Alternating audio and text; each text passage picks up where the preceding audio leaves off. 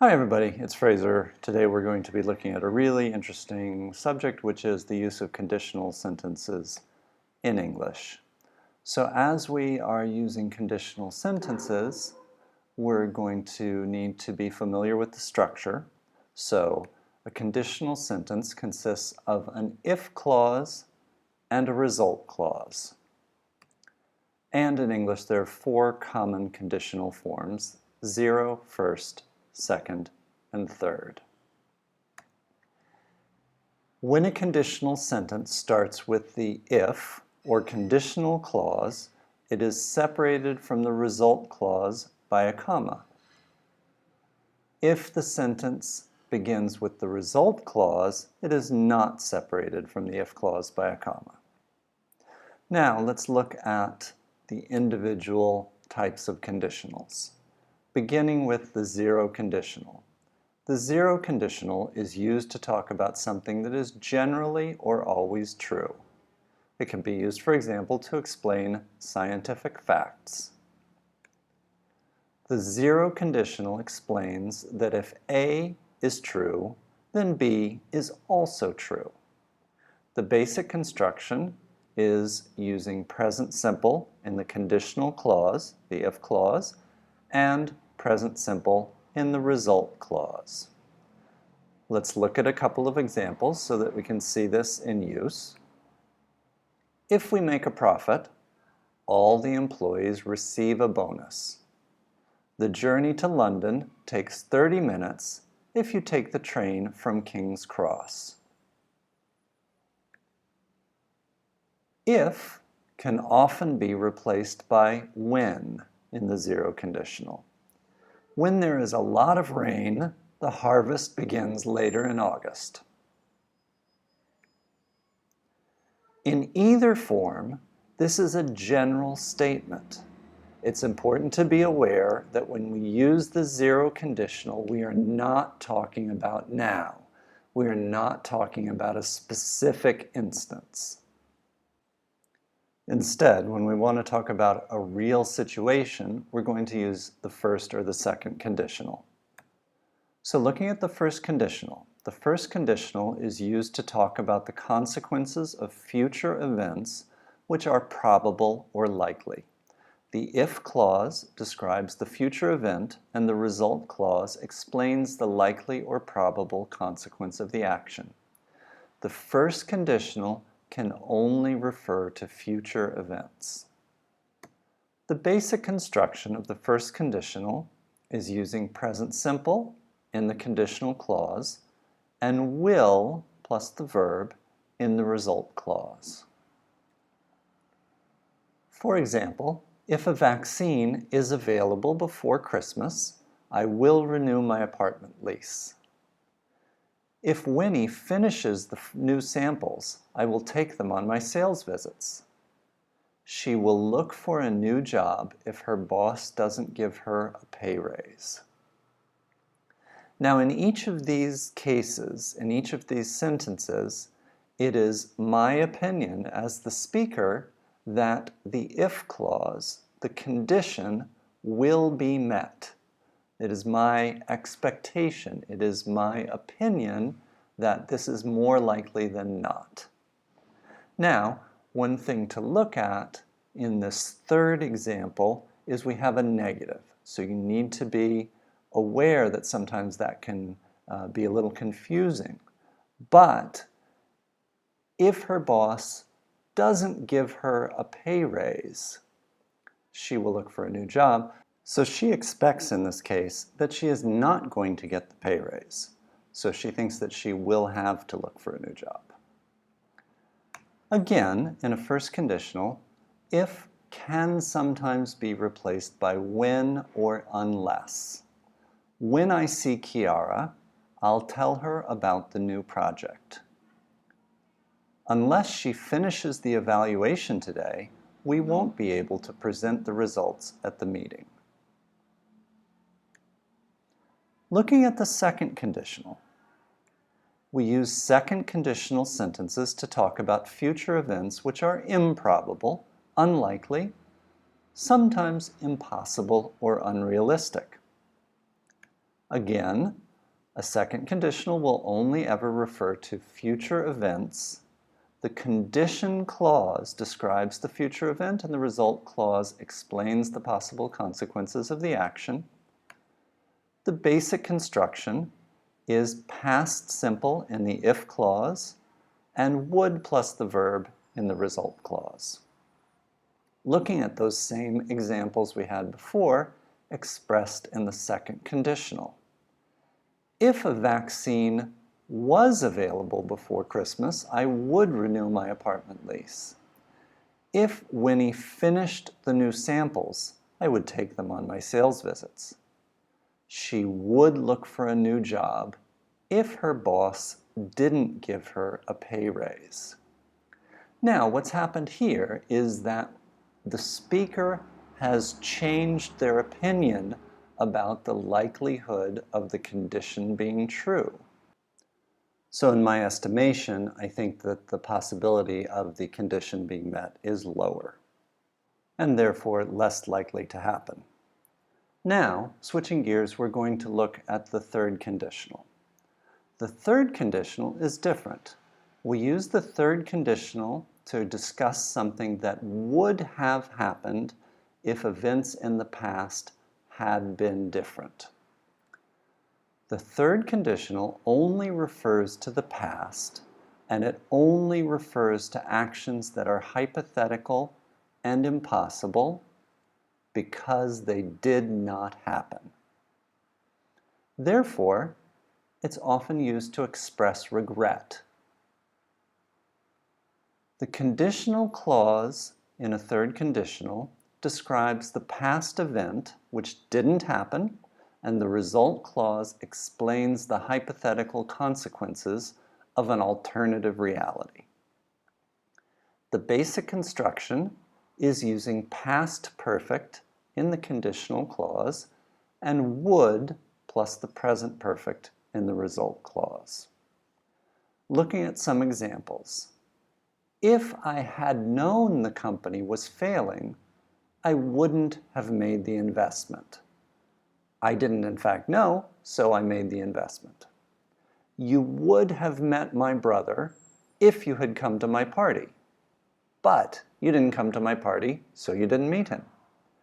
If I had studied harder at university, I could have been a lawyer. I didn't study hard, so I am not a lawyer. The important thing to understand from all of this is that in English, conditionals express probability, and probability in the mind of the speaker, in the opinion of the speaker. So we can look at that as saying, for a zero conditional, it's 100%, or in a negative situation, 0%. It's always or never. It's a rule, but there's no gray area in a zero conditional. Looking at real events, we're going to use the first or the second conditional. And the first conditional, we're going to think of that as being above 50% probability. And we're talking about a real future event. The second conditional is a real future event, but my opinion of the probability of the condition being met is below 50%. I think this is unlikely. I think this is improbable. Third conditional instead, it's 0%. And it's 0% because it's referring to a past event. Of course, there are a couple exceptions. Let's look at the exceptions. In the zero conditional, it's possible to use some other present tenses in certain circumstances. If it is snowing when I wake up tomorrow, I'm staying home. You'll notice here we're using actually present continuous, and this is to show how intensely I want this thing to happen. First conditional and the imperative. We can also use the first conditional form to give commands or instructions with an if clause using an imperative form in the result. If you see Roberta, tell her to come to my office.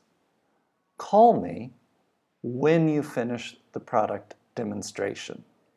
So in each of these cases, tell her, call me. This is using the command form, the imperative form. In the second conditional, we have a special use. We can use the second conditional to give advice in a special way, which is technically impossible. And here we're going to have the phrase, if I were you, I would take the job. Notice it's not if I was you. Instead, we change to what is technically the subjunctive mood and say, if I were you, and then you give the advice. Another example, if he were smart, he wouldn't be trying to sell ice cream in January.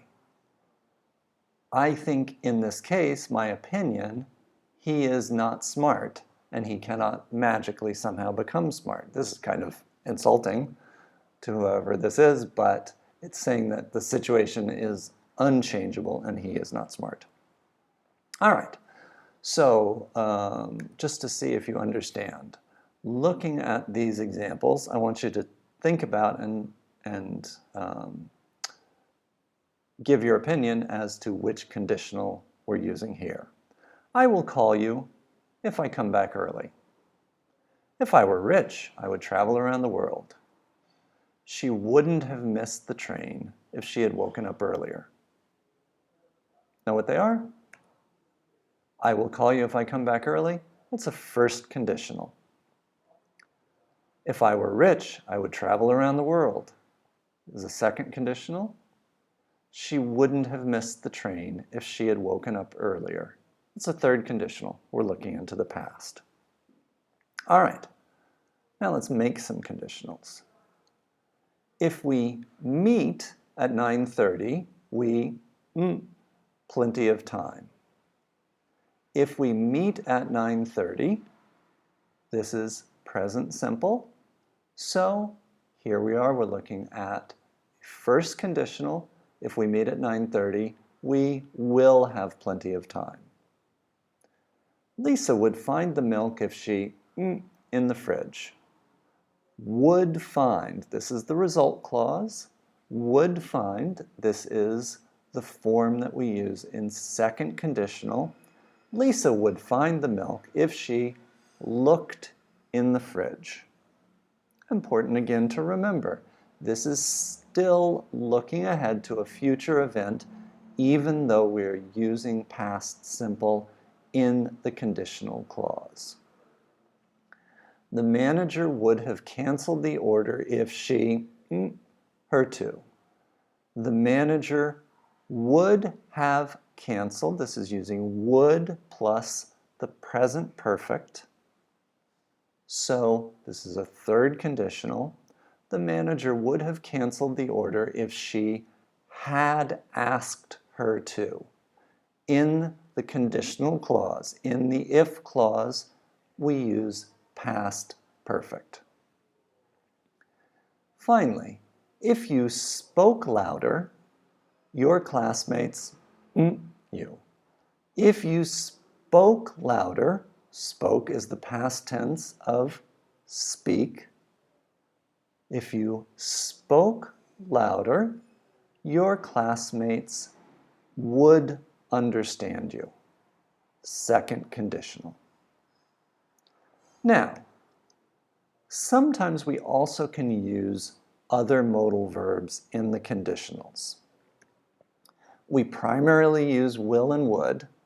Sometimes we'll also use the other modal verbs like may, might, can, could, must, or should. So, looking at using some other modal verbs in first conditional sentences. If I have enough money, I will go to Berlin next summer. This is a first conditional, so if A, then certainly B. If I have enough money, I can go to Berlin next summer. Still a first conditional. But by saying I can go, we're giving it a different meaning. We're saying this is an option. It's my choice. And it's likely that the condition will be met. It is likely that I will have enough money. If I have enough money, I could go to Berlin next summer. So here we're saying, just like the previous one, I'm likely to have enough money, but I am not likely to choose Berlin above other options for what I'm going to do next summer.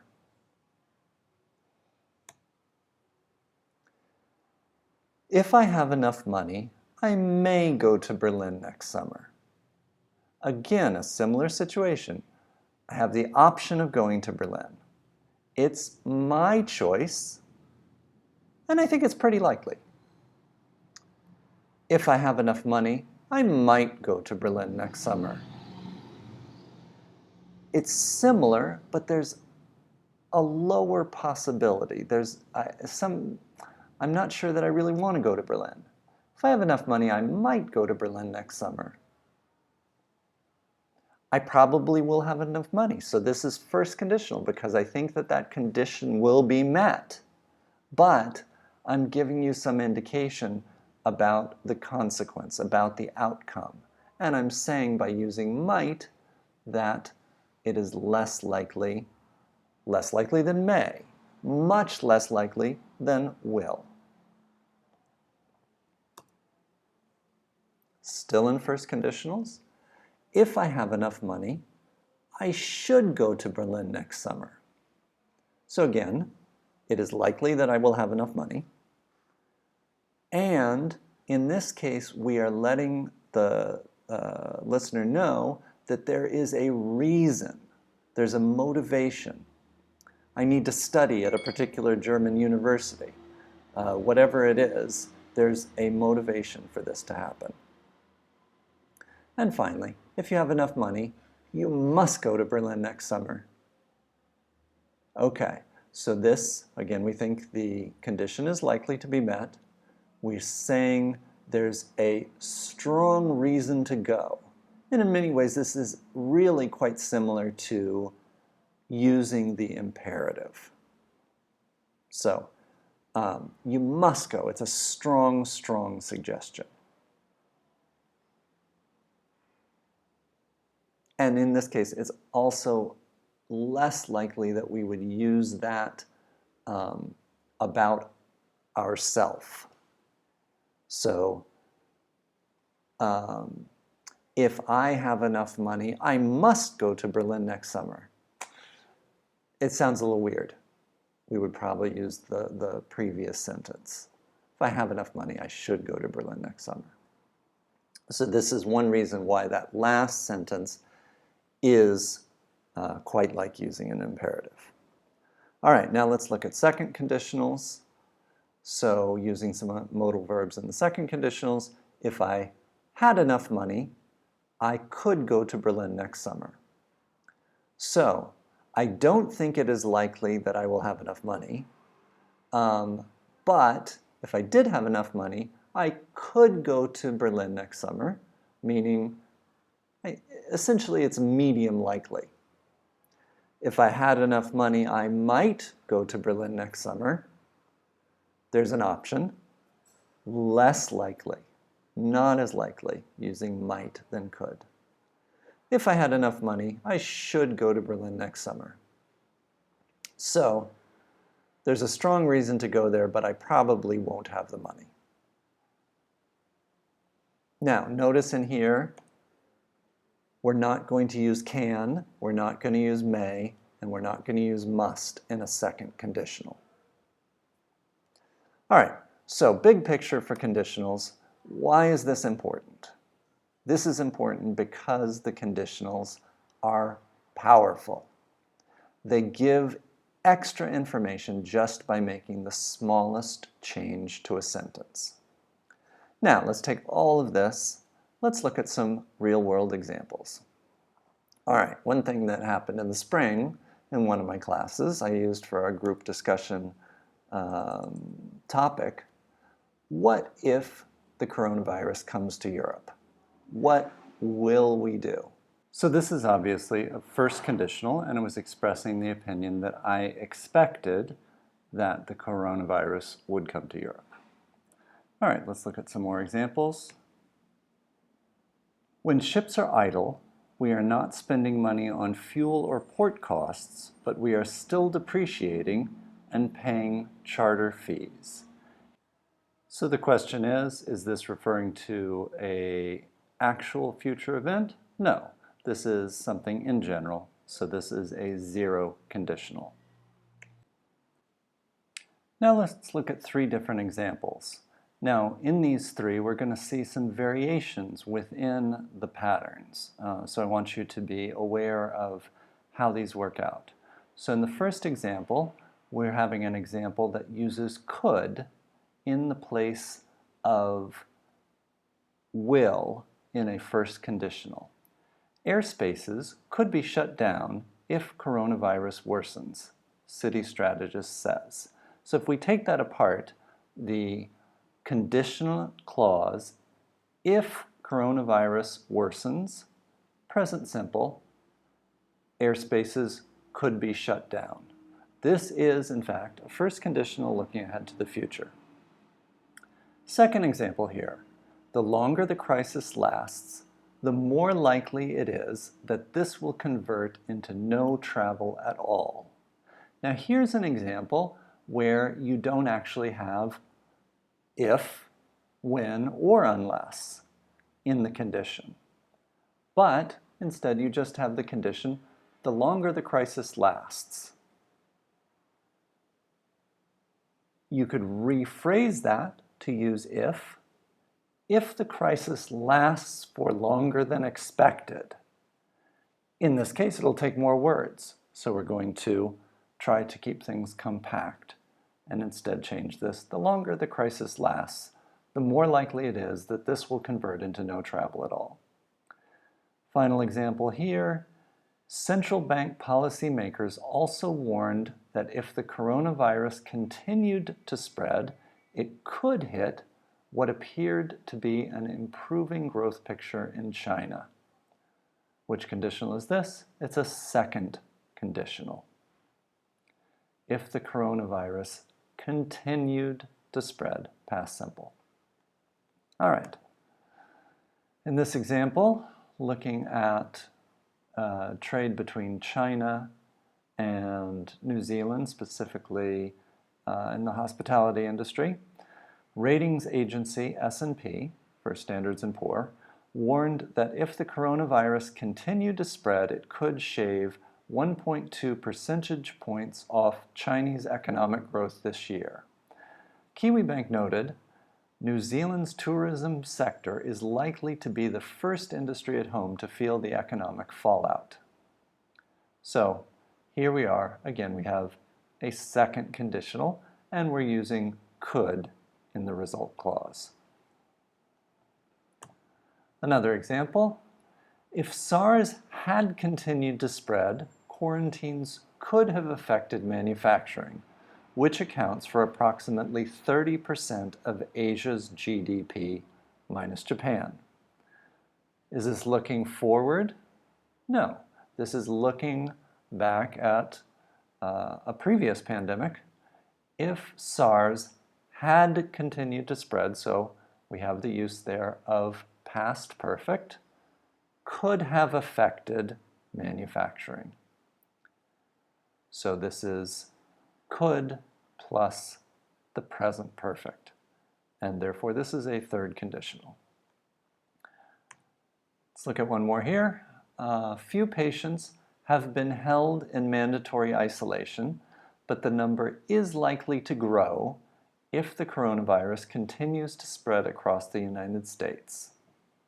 Now, breaking this down, looking at how we would reorganize this into the familiar form of what in this case is a first conditional. So, if the coronavirus continues to spread across the United States, present simple, the number is likely to grow.